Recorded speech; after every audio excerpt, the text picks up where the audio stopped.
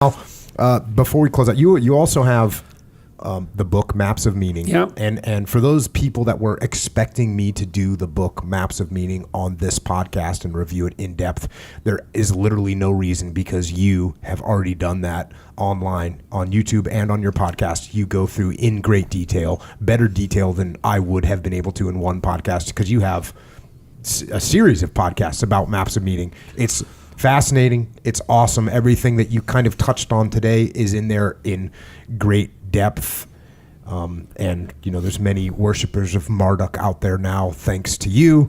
And I'm sure that will expand. And if you want to get into that, the book is called Maps of Meaning, The Architecture of Belief. It's very interesting. I also like that you have you talk about some of your clients which, by the way, I didn't talk about you at all in the opening. I realized that about halfway through this podcast, that I didn't actually explain who you were. So is there anything you need to say about yourself that I should have said? I mean, what? Well, there's just the bare basics. Yeah, what are the bare basics? I'm a clinical psychologist. I've practiced for about 2.5 decades. I've done a lot of business consulting, as well as clinical work. I'm a professor at the University of Toronto in psychology, and my domains of expertise are personality assessment and neuroscience and the study of belief systems, like religious belief systems, and that's basically I have a family. I'm married and have been for just about 30 years, and I've got 2 kids and a new grandchild, and so and I've become somewhat notorious on YouTube over the last year, really. It's been that, and so that's been quite the bizarre trip, you might say.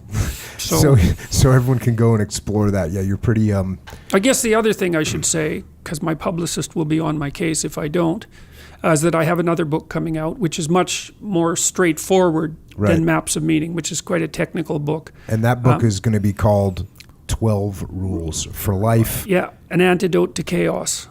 Yeah, and it's available for pre-order on Amazon already. So January 23rd. That's when it comes out. Yeah, and I'm hoping that. Now, that one, maybe you come back on here and we could talk a little bit about that book. That'd be good. That would be good.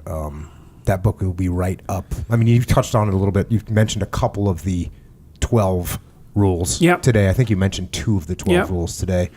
And that would be awesome to have you come back on. And again, I think people, after they hear this, if they didn't already know who you are, they'll go and research who you are, and they're going to want to get that book. Yeah, and it'd be great to have you back on there. And then, obviously, you've got your own podcast. Yep. The Jordan B. Peterson podcast. Yes. You've got your YouTube channel. Yep. Jordan Peterson videos. Jordan Peterson clips. Yes. You just put out. Yes. Echo wasn't that, crafty to come out with a thing like a separate thing. 2 channels. Yeah. Dang. See, he's got 2 channels. He's the one that's supposed to make the clips. Yeah, well, one of the things that's been so strange, learning to use YouTube, people have been clipping my work like mad, which is not something I expected. Like, I would say right now there's probably 40 new clips a day being put on by people, which is really good, I've got no problem with that at all. But I thought I might as well see what would happen if we also did it, and so I put my son's fiance on that, and my daughter as well, so they've been doing that clipping. And so, but yeah, it's cool. The YouTube videos are so interesting, as well as the podcasts, because people can do their own thing with them to some degree, and that can be bad depending on how they do the editing. But so far, people have been responding very positively to what I've been doing, which is quite a shock to me. But I think it,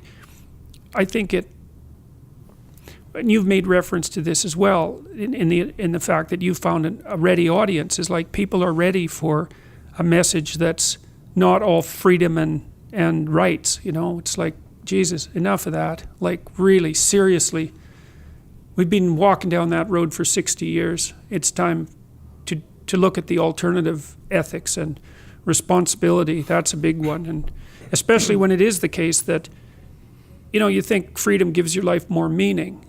That's true if you're under a tyranny. But if you're not, then it's responsibility that gives your life meaning. And your life has to have meaning. It has negative meaning whether you want it or not.